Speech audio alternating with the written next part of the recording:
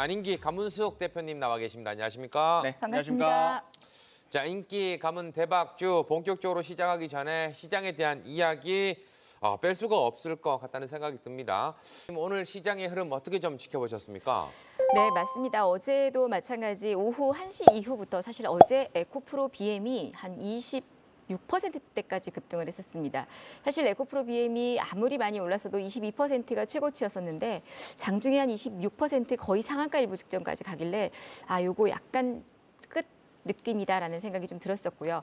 사실 저희가 지난주 목요일에도 그런 얘기를 드리기는 했었어요. 왜냐하면 이렇게 너무 과열권에 오르기 때문에 종목들이 마냥 오를 수만은 없다. 끝이라는 게 분명히 있습니다. 근데 그게 하락한다고 해서 끝났다는 의미가 아니라 오르고 내리고 상승하고 하락하고를 반복하는 그런 어떤 파동들이 나오게 되어 있는데요. 그때도 저희가 이제 안 대표님도 그렇고 말씀을 드리면서 변동성이 한번 딱 시작이 되게 되면 2차 전지 전 업종에 분위기가 이렇게 싹 몰릴 수 있다라는 말씀을 드리기는 했습니다. 오늘 시장의 흐름들은 사실 저도 한 3%대 SK 하이닉스의 수급이 유입되는 걸 보고 반도체 섹터다라는 말씀을 드렸었는데 주도 업종이 교체된 모습들이 아닐까 싶습니다. 사실 SK 하이닉스, 삼성전자, 삼성바이오로직스, 아모레퍼시픽, 또 카카오, 네이버 이런 종목들이 매수세가 유입되는데요. 그게 뭐 사실 실적이 좋거나 어떤 긍정적인 호재가 있거나 나는 그런 생각은 들지 않고요. 그냥 수급에 의해서 어떤 산업이 하나의 산업이 주도주로 자리 잡으면서 SK 하이닉스 오늘 놀랍게 올라왔었죠. 그러면서 이제 반도체 또 HBM 관련주라든지 D5 관련주들이 움직였는데 제가 볼 때는 수급의 변환으로 인해서 주도 업종의 솔리마 현상이 어제까지 오전까지는 2차 전지였다면 어제 오후에는 그렇게 차익 매물들이 실현이 됐다가 오늘은 또 반도체 쪽으로 그리고 못 갔던 바닥권의 대형주 쪽으로 그렇게 쏠림 현상들이 이어지는 그런 모습이 아닌가. 그래서 종목과 섹터만 변했을 뿐이지 시장의 흐름은 마찬가지 조금 이상한 시장 나비효과 같은 그런 시장이다라는 좀 말씀을 드리면서 반도체와 그 외에 소외된 업종들의 흐름이 상승이 됐다라고 보시면 될 것 같습니다. 2차 전지 관련해서 좀 더 이야기를 나눠봐야 될 것 같다는 생각이 듭니다. 코스피와 코스닥, VI 어제 하루만 좀 발동된 것이 700건이 넘는다고 합니다. 네. 그 정도로 상당히 많은 VI가 발동되었다라는 생각. VI 걸릴 때 상방으로 걸리면은 야 이거 더 올라갈까 말까라고 생각하지만 이게 아래로 내려올 때는 진짜 가슴이 덜컹하거든요. 네. 그런 분위기가 상당히 많이 나왔다는 점. 그리고 최근 시장 흐름에서 거래 대금 코스피 기준으로만 했을 때도 시장이 조금 정체를 맞았던 5월달, 6월달 코스피 전체적으로 시가총액이 8조가 안 되는 날들도 있더라고요. 네. 그럼에도 불구하고 어제 하루 포스코홀딩스였나요? 네. 네. 거래대금 8조 가까이 나오는 듯한 모습이 좀 보여줬었거든요. 그만큼 시장에서 이슈가 좀 됐었는데 2차 전지의 전망 어떻게 좀 보고 계십니까?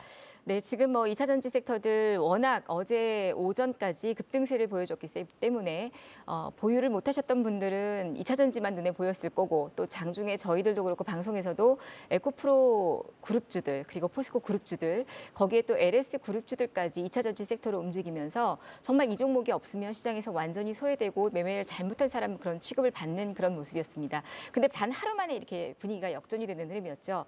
결론적으로 좀 말씀을 드린다면 제가 어저께 공개 특강을 하면서도 이런 말씀을 드리긴 했었어요. 굉장히 공포스러워하시고 힘들어하셔서 일단은 조금만 더 흐름을 보시면서 지금 이렇게 폭포수같이 쏟아질 때에 빠르게 매도를 할 수 있다면 좋지만 그렇지 않다라면 이렇게 하락했다가 하락 부위가 걸렸다가도 기술적 반등이 나오게 되어 있습니다. 그럼 그런 구간을 이용해서 매도하는 게 맞다라고 말씀을 드렸고요. 어제 그리고 종가 부분에서도 어떤 말씀을 제가 마무리를 지었냐면 굉장히 오늘 힘든 하루였는데 분명히 내일 기술적 반등이 잠깐은 나올 수 있다. 왜냐하면 굉장히 그동안 급등을 했기 때문에 이대로 그냥 내일 개파락이 나온다든지 개파락이 나와서 장대 음봉이 또 쏟아진다기보다는 아무래도 단기 물량들, 단타 물량대로 들어올 것이고 아마 내일 아침 보합이나 약보합 정도의 출발을 해서 오늘의 종가보다는 위로 올라오면서 플러스 흐름들을 이어지는 그런 경우도 나올 거다라는 말씀을 드렸습니다. 그래서 비중을 축소하지 못하셨거나 매도하지 못하신 분들이 또 현금 확보를 못하신 분들이 있다면 내일 아침에 섣불리 2차 전지가 조정이니까 매수하자라는 관점보다는 오히려 그 반등을 이용해서 매도를 하시고 현금 확보를 빠르게 매도를 할 수 있다면 좋지만 그렇지 않다라면 이렇게 하락했다가 하락 부위가 걸렸다가도 기술적 반등이 나오게 되어 있습니다. 그럼 그런 구간을 이용해서 매도하는 게 맞다라고 말씀을 드렸고요. 어제 그리고 종가 부근에서도 어떤 말씀을 제가 마무리를 지었냐면 굉장히 오늘 힘든 하루였는데 분명히 내일 기술적 반등이 잠깐은 나올 수 있다. 왜냐하면 굉장히 그동안 급등을 했기 때문에 이대로 그냥 내일 개파락이 나온다든지 개파락이 나와서 장대 음봉이 또 쏟아진다기보다는 아무래도 단기 물량들, 단타 물량들을 통해서도 에코프로 그룹주들 그리고 포스코 그룹주들 거기에 또 LS 그룹주들까지 2차 전지 섹터로 움직이면서 정말 이 종목이 없으면 시장에서 완전히 소외되고 매매를 잘못한 사람 그런 취급을 받는 그런 모습이었습니다. 근데 단 하루 만에 이렇게 분위기가 역전이 되는 흐름이었죠. 결론적으로 좀 말씀을 드린다면 제가 어저께 공개 특강을 하면서도 이런 말씀을 드리긴 했었어요. 굉장히 공포스러워하시고 힘들어하셔서 일단은 조금만 더 흐름을 보시면서 지금 이렇게 폭포수같이 쏟아질 때에 빠르게 매도를 할 수 있다면 좋지만 그렇지 않다라면 이렇게 하락했다가 하락 부위가 걸렸다가도 기술적 반등이 나오게 되어 있습니다. 그럼 그런 구간을 이용해서 매도하는 게 맞다라고 말씀을 드렸고요. 어제 그리고 종가 부근에서도 어떤 말씀을 제가 마무리를 지었냐면 굉장히 오늘 힘든 하루였는데 분명히 내일 기술적 반등이 잠깐은 나올 수 있다. 왜냐하면 굉장히 그동안 급등을 했기 때문에 이대로 그냥 내일 개파락이 나온다든지 개파락이 나와서 장대 음봉이 또 쏟아진다기보다는 아무래도 단기 물량들, 단타 물량들로 들어올 것이고 아마 내일 아침 보합이나 약보합 정도에 출발을 해서 오늘의 종가보다는 위로 올라오면서 플러스 흐름들 이어지는 그런 경우도 나올 거다라는 말씀을 드렸습니다. 그래서 비중을 축소하지 못하셨거나 매도하지 못하신 분들이 또 현금 확보를 못하신 분들이 있다면 내일 아침에 섣불리 2차 전지가 조정이니까 매수하자라는 관점보다는 오히려 그 반등을 이용해서 매도를 하시고 현금 확보를 좀 하시고 비중을 줄이는 게 맞다라는 전략을 좀 드렸었어요. 그런데 참 공교롭게도 오늘도 장중에 주가가 이렇게 빠지니까 포스코 그룹주나 에코프로 그룹주들을 매수하고 싶어 하시는 개인 투자자들이 참 많으세요. 많으시고 질문들을 하시더라고요.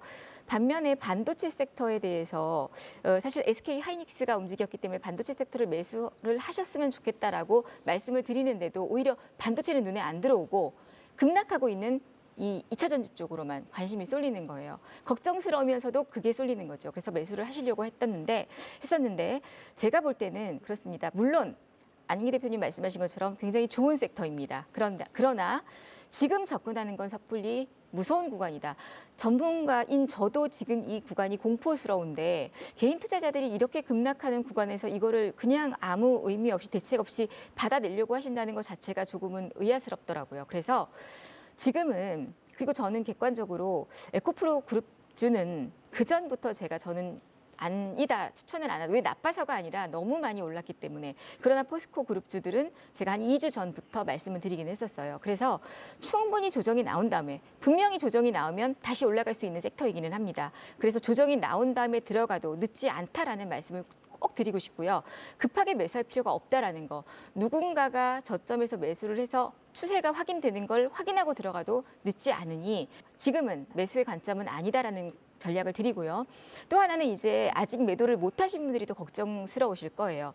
그렇다면 아주 완전히 저점에서 매수를 하셔서 지금도 수익이다라면 분명히 내일도요. 왜냐? 이 종목이 장중 변동성이 나올 수밖에 없는 게 장중 초 스캘퍼들이 굉장히 많이 개입되어 있습니다.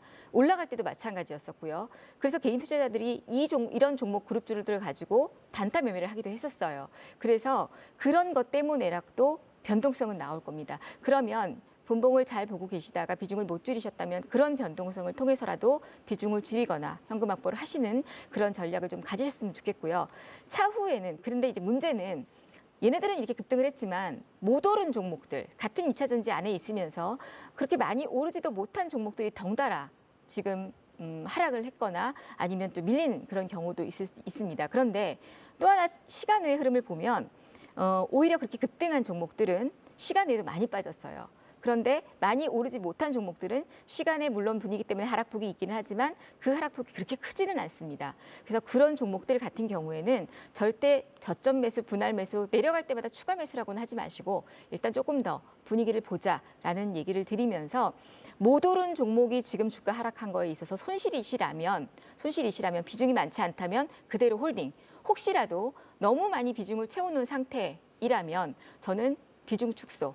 하는 전략을 좀 드리도록 하고 싶습니다. 그래서 2차 전지는 좋은 섹터인 건 맞지만 지금은 접근 금지. 그리고 최대한 현금 확보를 할 수 있다면 내일 반등 구간을 이용해서 현금 확보를 하시고 그리고 손실이라면 비중이 많다면 비중을 줄이는 데 주력하시고 비중이 많지 않다면 일단은 관망. 그런 흐름으로 좀 보셨으면 좋겠습니다. 자, 오늘은 또 어떤 부분들이 좀 들어가 있는지 확인을 좀 해봐야 될 것 같습니다. 먼저 강문숙 대표님의 인기 가문 땡땡 대박주 어떤 내용일까요? 함께 확인하겠습니다.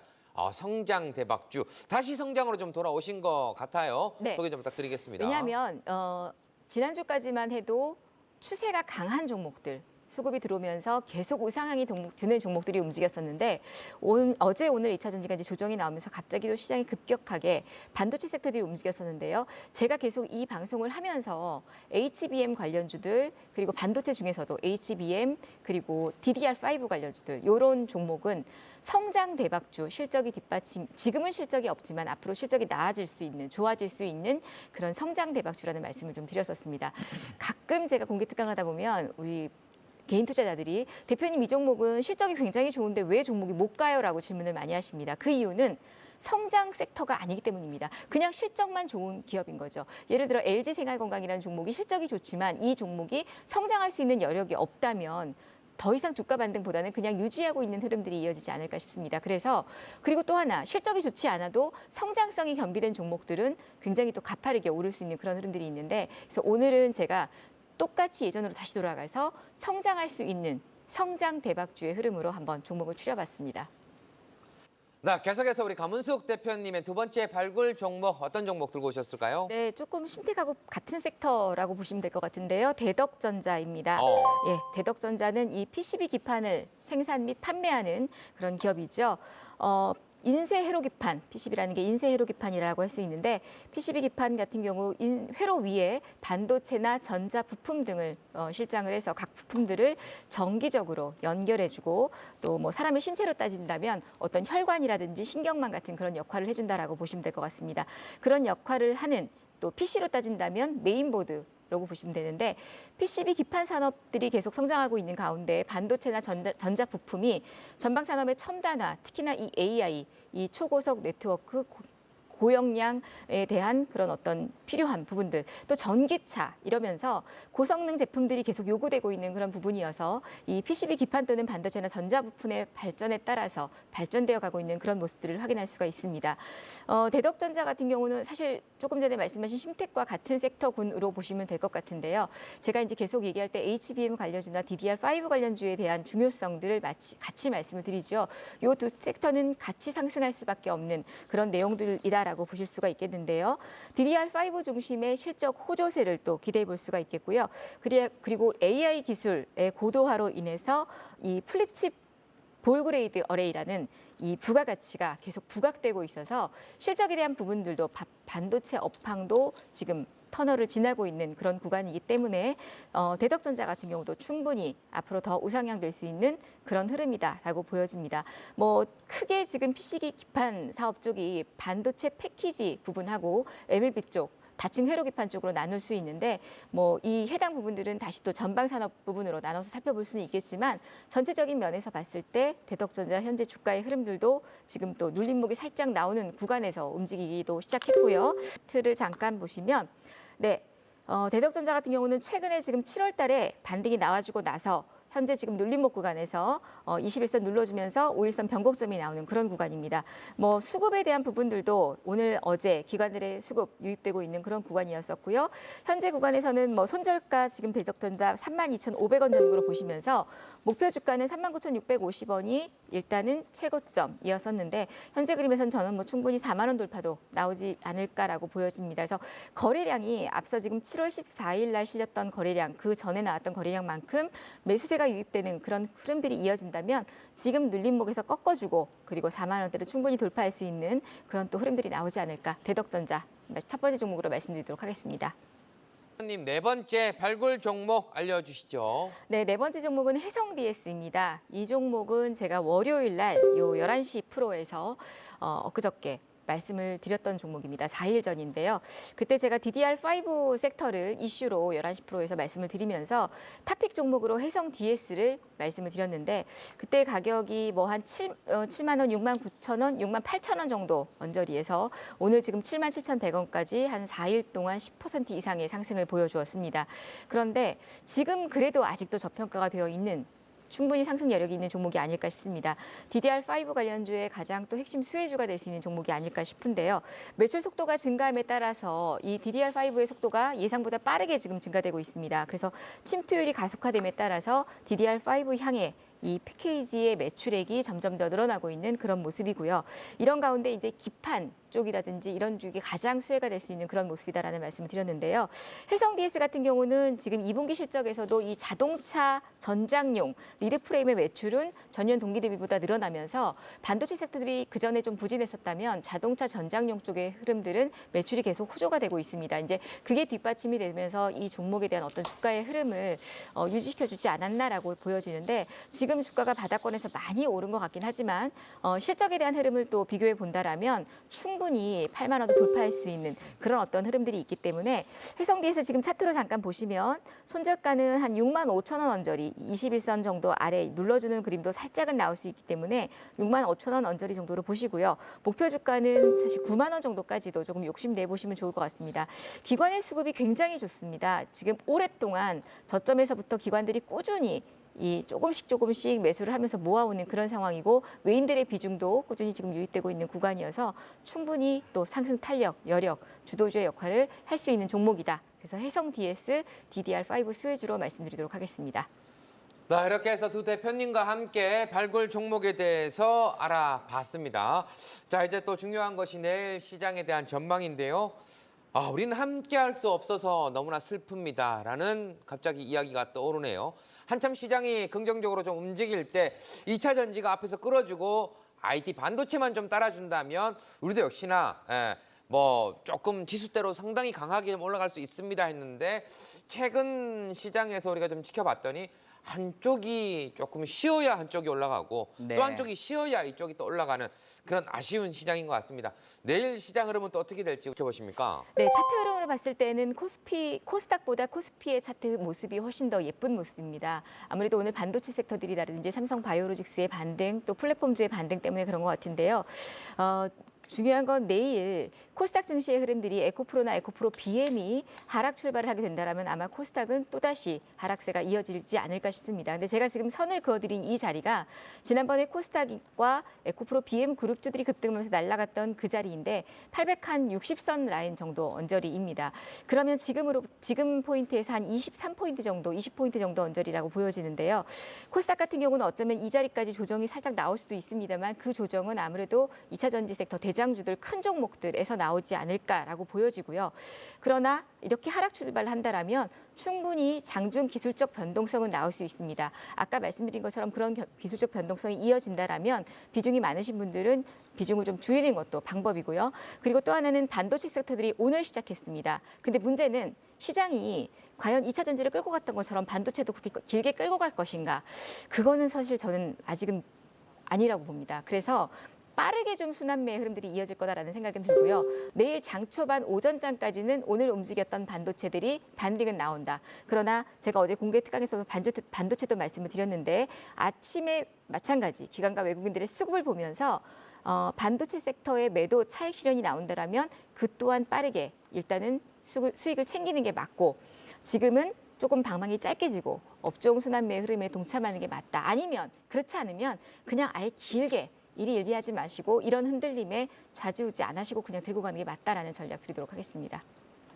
네, 이렇게 해서 두 대표님과 함께 시장에 대한 이야기 나눠봤습니다. 보다 더 자세한 내용은 강의를 통해서 해주신다고 하니까요. 많은 시청 부탁드리겠고요. 두 대표님과는 여기에서 인사드리겠습니다. 고맙습니다. 감사합니다.